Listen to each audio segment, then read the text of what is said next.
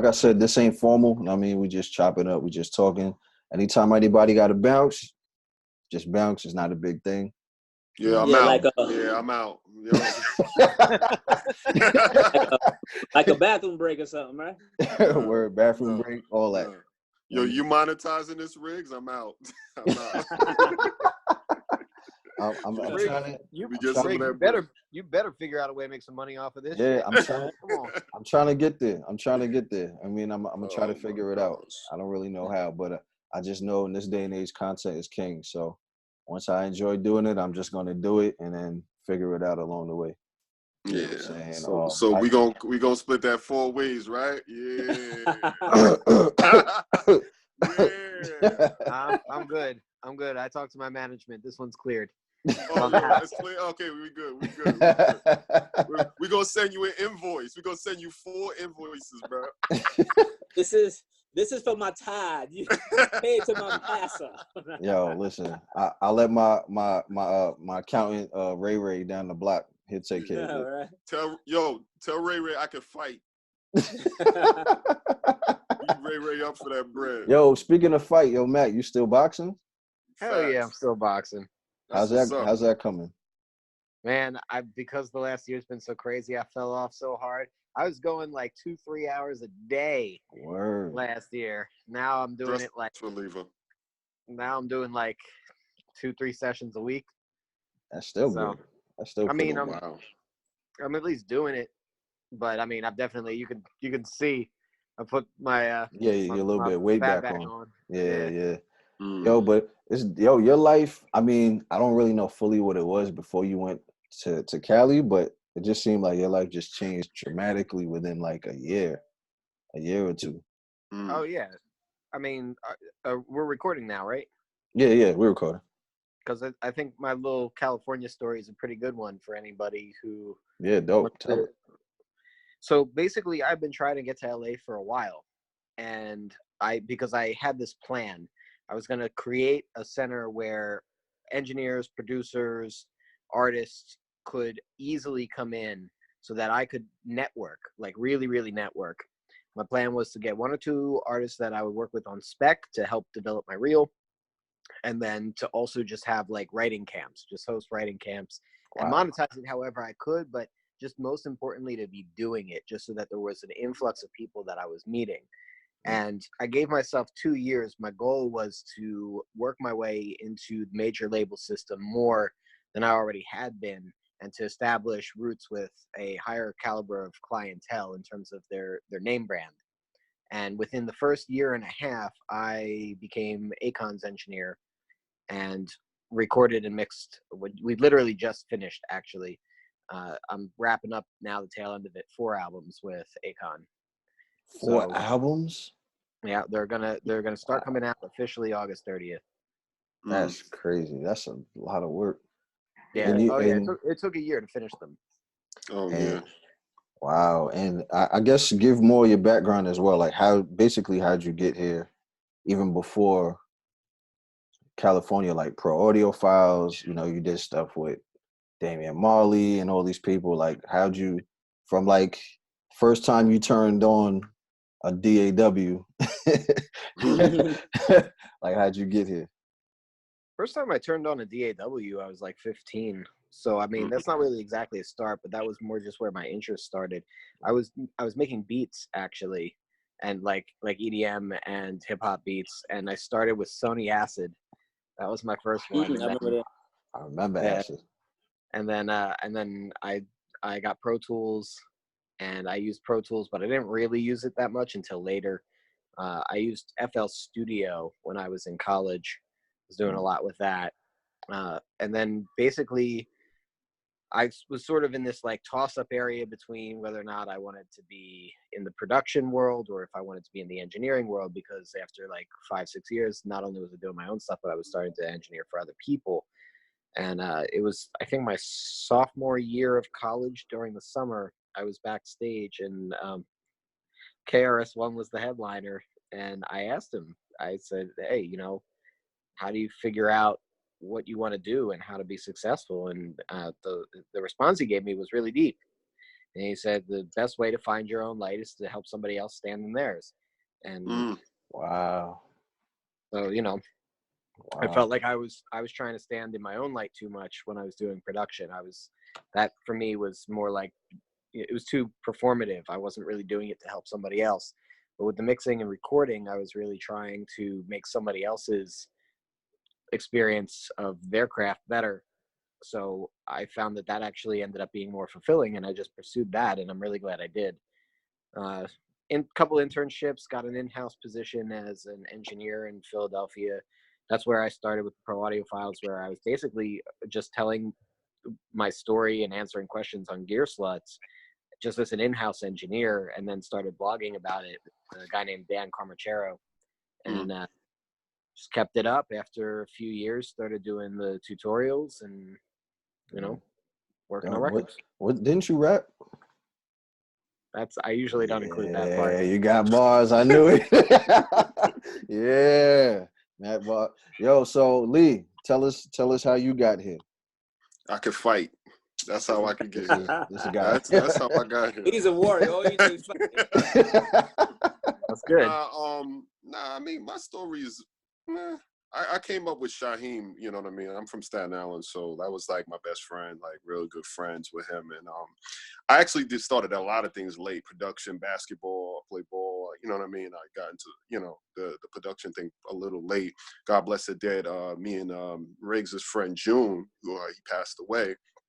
June was linked in, did some stuff. We did some stuff with John Legend. We did some stuff, you know what I'm saying? He did some stuff with so many people, so many artists. Freedom Williams, he was at his funeral.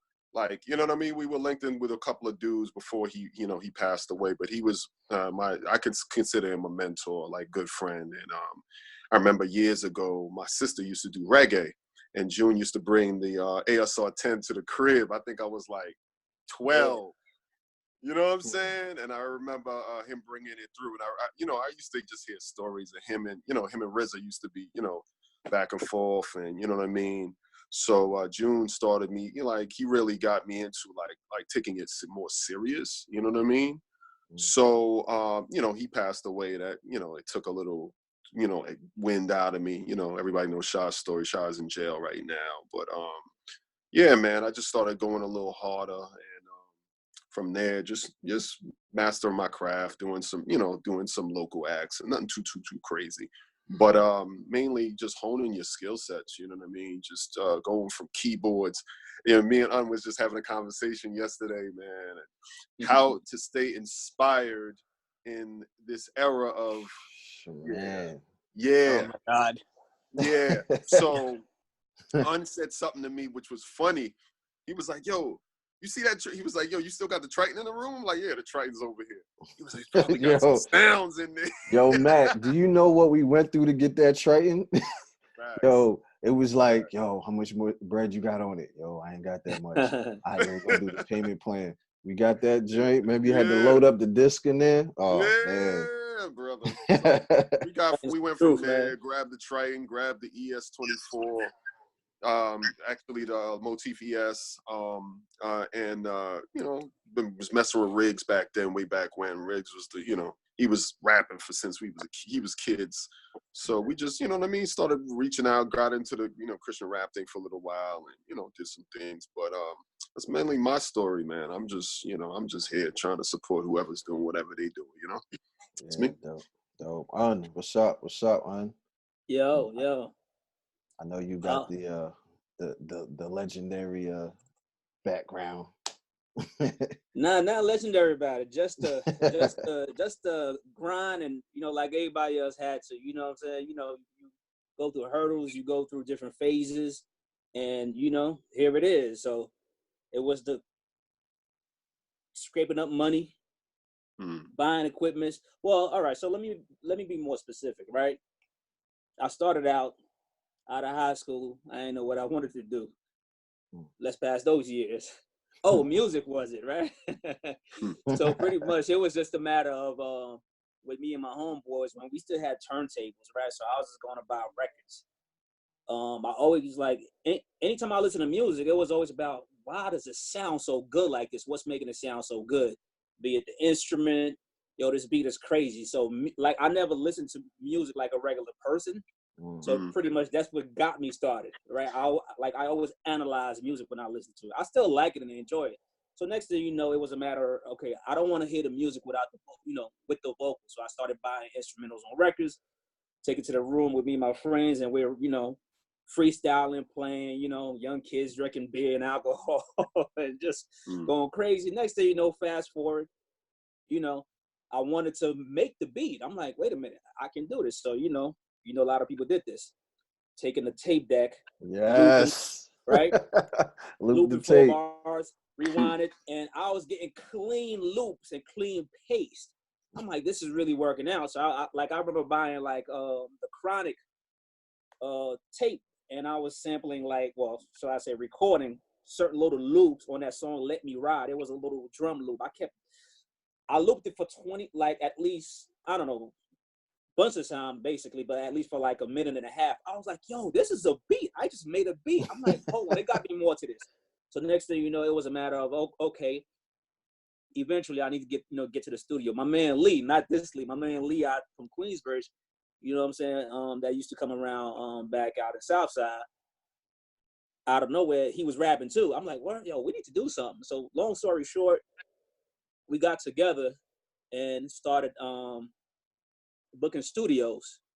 It was him and Mike DeLorean. It was those two. Mike DeLorean. Wow. Yeah. So like that was my first time in saying, let me get with me and 2 rappers or a rapper, and I'm gonna make the beat. So we decided like, yo, we gotta get in the lab, right? So me, him, my man Lee, and Mike DeLorean from Bars and Hooks. So at that time there was no Bars and Hooks, right? So dude trying to come up. So before booking studio time, I remember my other man, his uncle had a studio like not too far from my crib. I was like, yo, perfect. So me, my man Lee, and Mike DeLorean, we went to that studio, try to lay something down. It was like trying to get in where we can, where we can fit in it, right? Free studio time. Yeah. So it was just like, nerve wracking because dudes didn't take you serious. It's like you're just trying to. We're busy over here. You know what I'm saying? Show love, but we're busy over here. I'm like, damn. So what do I do next? I'm working. I'm like, perfect. Let's find some studio. We go pay for it. So every payday, like every 2 weeks, I'll take a portion of my check. My man Lee did the same thing, and we will book a studio. Book the studio. The first week was book it to make the beat because we ain't had enough money. And the second week, we gonna lay the vocals. Wow. Right. So the other thing that I would do was just I learned how to be efficient by managing time because studios cost now. You know what I'm saying? Although it was like only $35 an hour that I was paying at that time for that specific studio, it was like, yo, this is still, I gotta live. I don't have a budget. I'm not a label or none of that kind of stuff. So this is coming out of my pocket. So how do I manage this? So Christmas was near. I bought myself a keyboard, like a Casio stuff, no studio stuff.